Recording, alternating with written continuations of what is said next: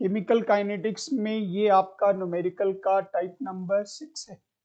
इस टाइप के न्यूमेरिकल में आपको किसी भी रिएक्शन के लिए ऑर्डर दे दिया जाएगा और वॉल्यूम में चेंज करने के बाद पूछा जाएगा। वॉल्यूम में चेंज करने का मतलब वॉल्यूम को अगर हम 2 गुना कर देते, हाफ कर देते, 3 टाइम्स कर देते, 3 गुना करते या 1/3 करते, तो बताइए नया रेट ऑफ रिएक्शन पुराने रेट ऑफ रिएक्शन का कितना गुना होगा। ये चीज बताना ये इस न्यूमेरिकल की खासियत है। यहाँ पर आप एक एक करके क्वेश्चंस को ध्यान से देखें। फर्स्ट क्वेश्चन आपका ये कह रहा, एक रिएक्शन है जिसमें x का परिवर्तन y में हो रहा, x कन्वर्ट हो रहा y में।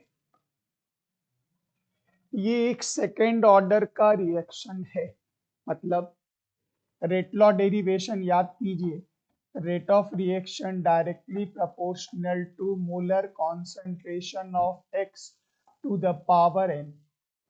अगर ये सेकेंड ऑर्डर है, इसका मतलब n का वैल्यू कितना होगा, 2 होगा। फिर याद कीजिए R इज इक्वल टू के इंटू एक्स पर पावर 2, और ये x पढ़ा जाएगा मोलर कॉन्सेंट्रेशन ऑफ x, और सब लोगों को याद होगा जो molar concentration is equal to number of moles by volume. Molar concentration मतलब मोलरिटी, और मोलरिटी मतलब number of moles by volume.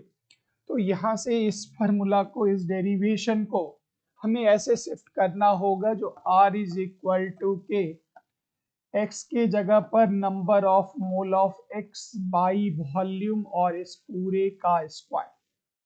तो ये जितनी चीजें हैं वो यहाँ पर लिखी गई हैं, पूरा ये कंप्लीट। अब इसमें बोला जा रहा, जो आप ये बताइए, अगर हम कंटेनर के वॉल्यूम को डबल कर दें तो रेट ऑफ रिएक्शन पर क्या प्रभाव पड़ेगा। हम इसके लास्ट डेरिवेशन को सिर्फ ले रहे, अंतिम डेरिवेशन को ही खाली फॉलो कर रहे, उसी डेरिवेशन से हम आपको रिजल्ट निकाल कर दे रहे। जैसे R इज इक्वल टू के into number of mole of x by volume power 2। Volume को डबल करना है, 2 गुना करना है, तो नया रेट मान लेते हैं R1 हो गया। तो वॉल्यूम को डबल करना है तो ये भी बदल कर हो जाएगा 2v। अगर वॉल्यूम को हाफ करना होगा तो ये भी बदल कर हो जाएगा हाफ v या v/2। इस 2 को बाहर निकालिए तो R1 इज इक्वल टू के number of mole of x by volume पर पावर 2, और ये हाफ है तो हाफ का स्क्वायर, मतलब इस 2 को बाहर कीजिए तो 1/2 बाहर कर लीजिए। अब ये लिखा गया R1 is equal to half का स्क्वायर मतलब 1/4। ये हो गया के nx बाई भी का, और k इंटू nx बाई भी का स्क्वायर। याद कीजिए ये पूरा टर्म कहलाता था R, मतलब नया रेट ऑफ रिएक्शन पुराने रेट ऑफ रिएक्शन का 1/4, 1/4 हो जाएगा। ये शॉर्ट क्वेश्चंस में ये न्यूमेरिकल आपको दिखेंगे। नेक्स्ट, अगला क्वेश्चन आप इसी रिएक्शन के लिए ध्यान दीजिए। क्वेश्चन नंबर 2, इसमें दो रिएक्टेंट आपके पास x y दोनों जुड़कर बनाता है Z। रेट लॉ डेरिवेशन अगर आप याद करें तो rate of reaction directly proportional to molar concentration of x to the power a molar concentration of y to the power b। Proportionality का सिंबल हटाएंगे तो एक कांस्टेंट डाला गया, x पर पावर a और y पर पावर b। कहता है x के रिस्पेक्ट में फर्स्ट और सेकेंड ऑर्डर है, मतलब a is equal to x के रिस्पेक्ट में सेकेंड ऑर्डर, y के रिस्पेक्ट में फर्स्ट ऑर्डर है, मतलब b is equal to 1। B is equal to 1। अब कहता है बताइए रेट ऑफ रिएक्शन क्या होगा जब हम वॉल्यूम को डबल कर देंगे। तो इस फार्मूला को वॉल्यूम वाले फार्मूला में लेकर चलते हैं। तो R इज इक्वल टू के NX बाई भी का स्क्वायर NY बाई भी पर पावर 1 वॉल्यूम के फार्मूला में ले आए। अब कहता है वॉल्यूम को डबल किया जा रहा, तो मान लेते हैं नया रेट हो गया R1 इज इक्वल टू के, यहाँ डाल दीजिए NX बाई 2 भी पर पावर 2 और फिर डाल दीजिए NY बाई 2 भी पर पावर 1। यहाँ से पूरे 2 नंबर को दोनों से बाहर निकालिए। R1 इज इक्वल टू के NX बाई भी पावर 2 NY बाई भी पावर 1, यहाँ हाफ का स्क्वायर करेंगे तो 1/4 और यहाँ हाफ पर पावर 1 तो यहाँ पर हाफ। तो R1 is equal to multiply मारे 1/8 के NX बाई भी का स्क्वायर और NY बाई भी पर पावर 1 और ये पूरा टर्म याद कीजिए, ये पूरा टर्म कहलाता है R।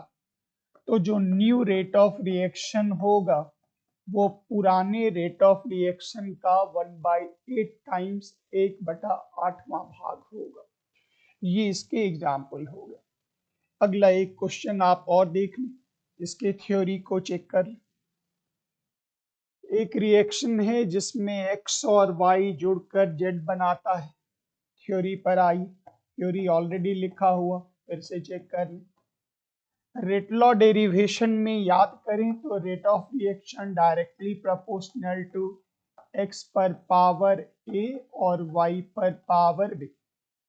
हटाएंगे तो एक कांस्टेंट डाल दिया कि ये हो गया X और ये हो गया Y, इस पर पावर A और इस पर पावर B। कहता है X के रिस्पेक्ट में ये फर्स्ट ऑर्डर है और Y के रिस्पेक्ट में ये सेकेंड ऑर्डर है। मतलब R इज इक्वल टू के X पर पावर फर्स्ट ऑर्डर, X के रिस्पेक्ट में फर्स्ट ऑर्डर है और Y के रिस्पेक्ट में सेकेंड ऑर्डर। अगर जीरो ऑर्डर लिखेगा जीरो लिख दीजिएगा, फर्स्ट ऑर्डर सेकेंड ऑर्डर जो बोलेगा वो पावर पर बैठा दीजिएगा। लेकिन ये पूरा गेम वॉल्यूम पर टिक गया, तो आपको अपने फॉर्मूला में वॉल्यूम पर ध्यान देना। तो R इज इक्वल टू के NX बाई भी पर पावर 1 और NY बाई भी पर पावर 2। अब कहता है बताइए अगर हम वॉल्यूम को 1/3 कर दें, 1/3 कर दें वॉल्यूम को, तो याद कीजिए नया rate is equal to R1 के वॉल्यूम को 1/3 करना है तो ये होगा NX, यहाँ कर दीजिए V/3 पावर 1, यहाँ कर दीजिए NY V/3 पावर 2, 3 को ऊपर ले चलिए। R1 इज इक्वल टू के इंटू 3NX बाई भी पर पावर 1, फिर इस 3 को ऊपर ले लीजिए NY बाई भी पर power 2। R1 is equal to 3 को बाहर निकालिए दोनों से, तो K इंटू NX बाई भी पर पावर 1 NY बाई भी पर पावर 2, 3 पर पावर 1 मतलब 3, 3 पर पावर 2 मतलब 3 इंटू 3, 3 का स्क्वायर बराबर 9, 3 इंटू 9 इज इक्वल टू 27। तो R1 इज इक्वल टू 27 और ये पूरा टर्म हो गया R। इसका मतलब जो नया रेट ऑफ रिएक्शन होगा वो पुराने रेट ऑफ रिएक्शन का 27 टाइम्स 27 गुना आपको ज्यादा होगा। तो इस न्यूमेरिकल में ये चीज़ें आपकी 7 नंबर न्यूमेरिकल आपके टाइप कंप्लीट हो गए, जिसमें सिर्फ खेल वॉल्यूम का है। वॉल्यूम को कभी डबल कर देंगे, कभी हाफ कर देंगे, कभी 1/3 कर देंगे, और इसमें आपसे नया रेट और पुराने रेट के बीच में संबंध मांगा जाएगा। Thank you very much. जय हिंद।